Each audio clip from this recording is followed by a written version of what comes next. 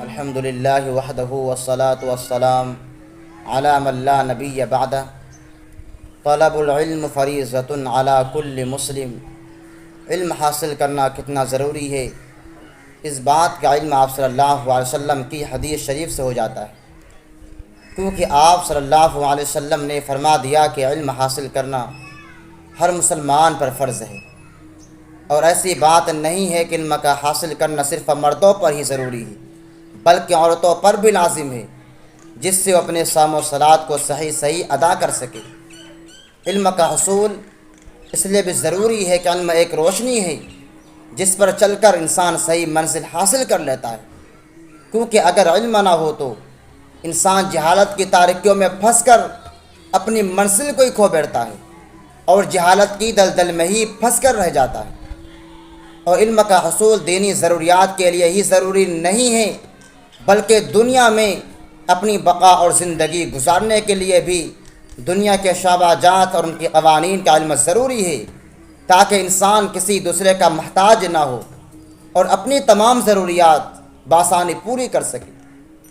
اکابر دیوبند کو امت کا بڑا رنج تھا کہ امت تعلیم سے دور ہوتی چلی جا رہی ہے اور امت سے تعلیم شعور ختم ہوتا چلا جا رہا ہے، لہٰذا اسی فکر کو لے کر علماء دیوبند نے دارالعلوم کی بنیاد رکھی تاکہ مسلم بچے تعلیم حاصل کر کے اپنے گرد و نواح میں تعلیمی روشنی پھیلائی۔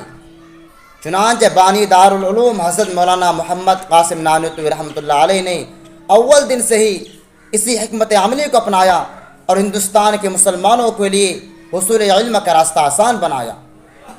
آج اسی حکمت عملی کا ثمرہ یہ ہے کہ ہندوستان بلکہ پورے عالم میں دارالعلوم دیوبند سے علمی چشمہ اپنی آب و تاب کے ساتھ جاری اور ساری ہے اور انشاءاللہ تا قیامت جاری رہے گا، اور گاؤں گاؤں میں حفاظ اور علماء کرام موجود ملتے ہیں اور اپنے علم سے لوگوں کو فائدہ پہنچا رہے ہیں، اور یہ فائدہ اسی طریقے پر جاری رہے گا انشاءاللہ تعالی۔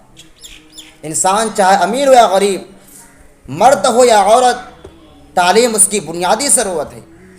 دیکھا جائے تو انسان اور حیوان میں فرق تعلیم ہی ہے۔ تعلیم کسی بھی قوم یا معاشرے کے لیے ترقی کی ضامن ہوتی ہے، اور دنیا کی کئی قومیں تعلیم پر توجہ نہ دے کر زوال کا شکار ہو چکی ہیں۔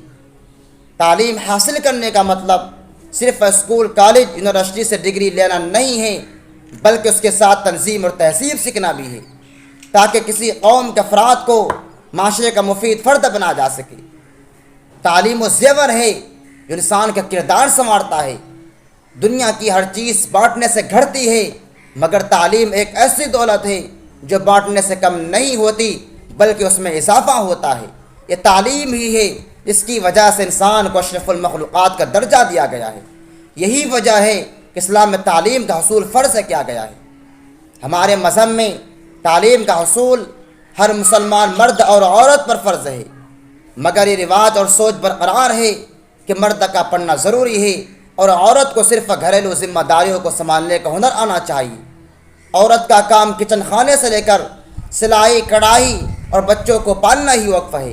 عورت ان پڑھ ہو تو ان کاموں کو سلیقے سے انجام نہیں دے سکتی، جبکہ ایک پڑھی لکھی عورت سلیقے اور ہنرمندی سے سب گھریلو ذمہ داریاں انجام دے سکتی ہے۔ موجودہ دور میں عورت کا صرف تعلیم یافتہ ہونا یہ کافی نہیں ہے بلکہ اعلیٰ تعلیم یافتہ ہونا ضروری ہے، کیونکہ لڑکیوں کا پڑھی لکھی ہونے کا مطلب ایک نسل کو تعلیم سے آراستہ کرنا ہے۔ لڑکیوں کو بنیادی تعلیم کے بعد اعلیٰ تعلیم بھی حاصل کرنی چاہیے تاکہ آنے والا معاشرہ ترقی کی راہ پر گامزن ہو سکے۔ اللہ تعالی ہمیں اور آپ کو علم کی حصول کی توفیق عطا فرمائے۔ وما علینا الا البلاغ۔